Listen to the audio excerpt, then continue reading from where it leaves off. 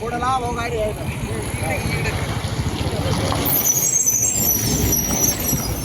आपण जरा पुढंच उभं राहू इकडे गाडी घ्यायला चाल द्या ओके इकडे रोडवर पुढं इकडे गाड्या लावू द्या आणि पाय पाय येऊ द्या तेवढ्या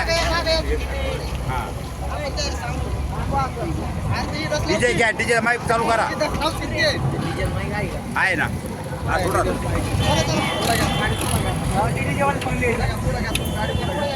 साहेबाला थांबा सांगत इथं साहेबाला थांबा